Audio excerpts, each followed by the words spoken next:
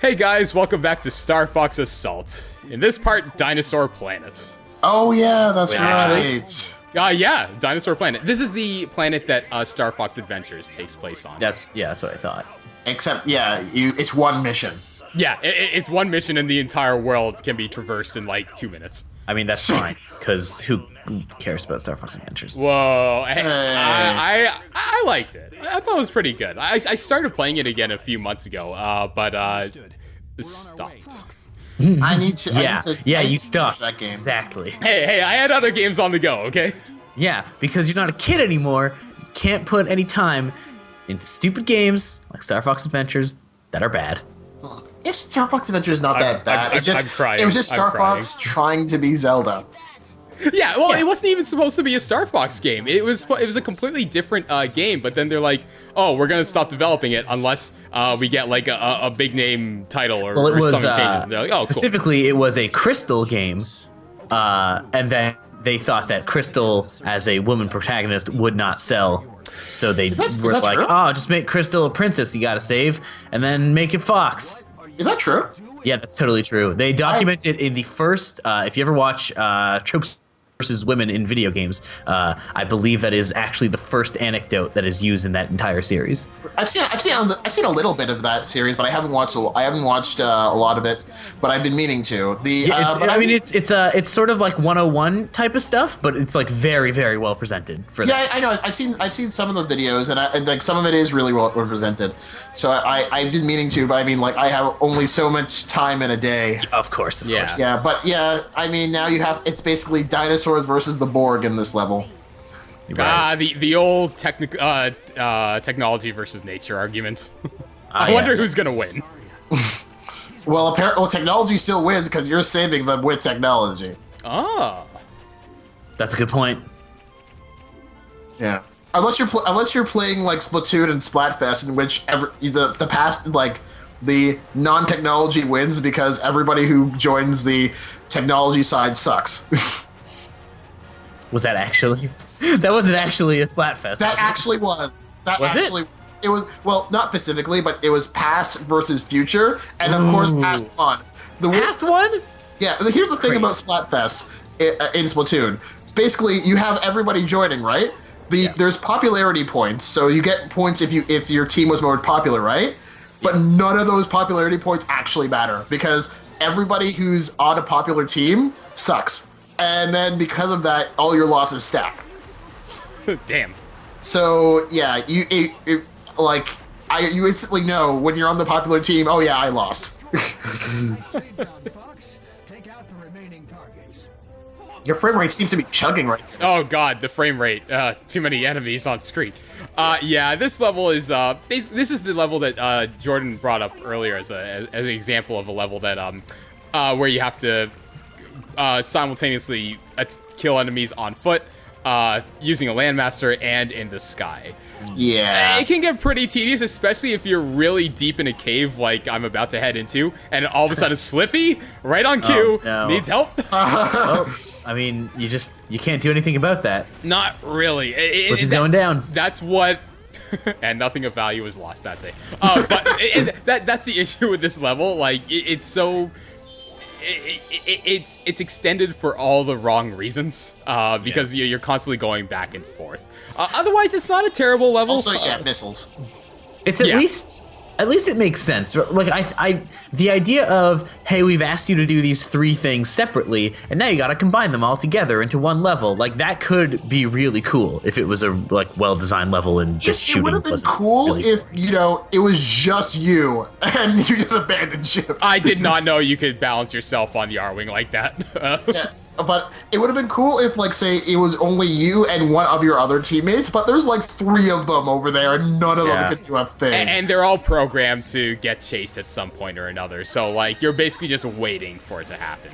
I think it would also be cool if you could do a Arkham Knight style, like, you could summon your R-Wing wherever, so, like, whenever you wanted it, you could just jump off the building and summon it and sort of, like, drop into it. That would be awesome. That would have been a great, because again, this is a great idea, but in execution, it did not. It just isn't as smooth. It feels really clunky and just shoddily put together. Yeah, I feel like even just having a system in place where your vehicles are specifically like they're location based, where it's like if you want to get into the Landmaster, you have to walk all the way over to that side of the level and then hop into it. Oh, which is exactly what I'm doing right now. Yeah, that just seems like, and you have to do that every time, right? Which is just. I don't see many dinosaurs on Dinosaur Planet. I'm just saying. Oh, they're hiding. They don't want to get extinct again, man. That's twice in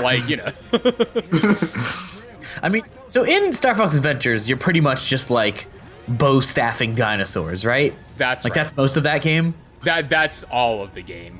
Mm-hmm. There is an R-wing. There are flying portions, which are pretty cool, but clearly they didn't put a lot of time into designing those because they feel really awkward to handle. It's just not as smooth as you'd expect from a Star Fox game. I'm sure that Fox got training from Donatello, though. Oh yeah. In that game, is there any like, hey Fox, train on this bow staff, or does he just kind of pick it up and he's like, all right, cool spin moves? That's a good question. I can't remember.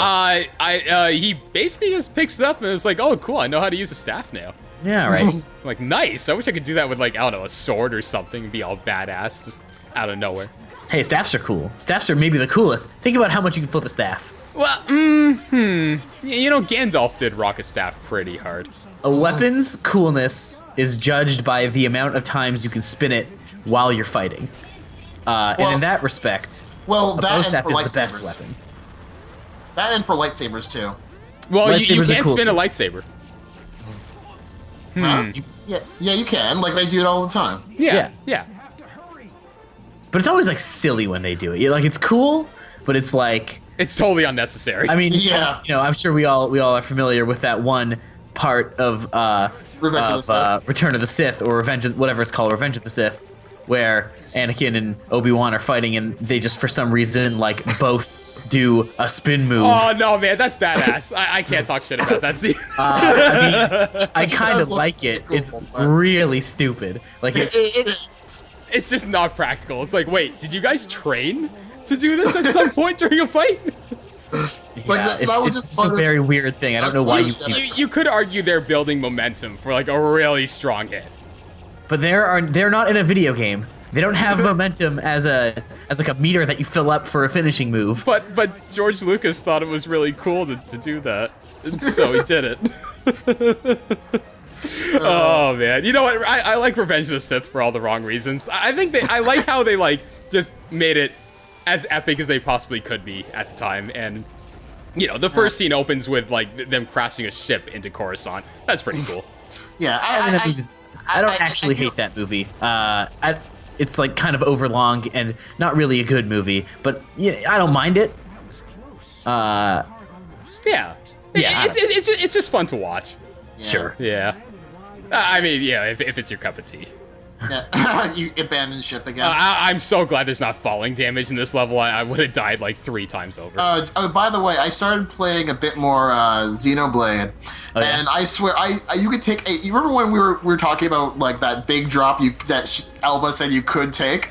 Yeah. I've been dropping from like mile-high cliffs, and I get no damage whatsoever. Yeah, you can take it. There you go. He just drops in and just nothing happens. But can you survive a fall from that cliff in particular?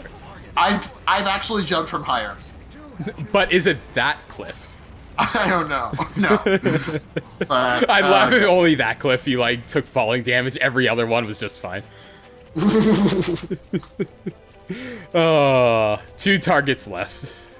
Yeah, and this is another thing I hate about this game, when it has you do targets, and I'm just like, where the hell? Well, they do give you the map, but the map is like, look at that. The red marker just totally shifted. Bad. It's horrible. I mean, it's not as bad as. Hold on, there's a few games I could pick. Well, I mean, it's more like I had more of a problem when I played it in like. What was it, the last level we did before the Pigma one? It was because that one had like 5 different floors, and I was just like, where is it? I'd almost argue this one's worse, and I can't really put my finger on it why, but I think it's just because this place is so, like, it's so easy to get lost in the caves, and outside, like, I think the graphics are pretty good for the GameCube era here, but, like, it all looks still the same. Like, you can't really tell one part of the jungle to the other. Yeah. It looks nice for a GameCube, rendered jungle, but yeah, which is ironic considering just how small the area is. Oh, there it is. Oh yeah. I did not have that. The first time on my test playthrough, I think I spent like a good 20 minutes here. I'm like, we're not watching that. I mean, you just follow that red dot, right?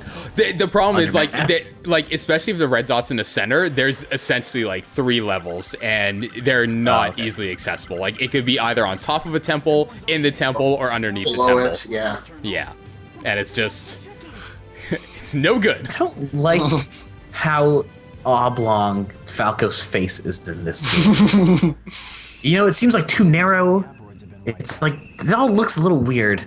That ain't Falco. That ain't Falco yet. You read my mind. Is that I don't know. Is that a reference? Oh, Something? you haven't seen Wombo the Combo? Wombo Combo. We'll shoot you the link after this. It is worth watching. But is it? That little runt has gotten so big.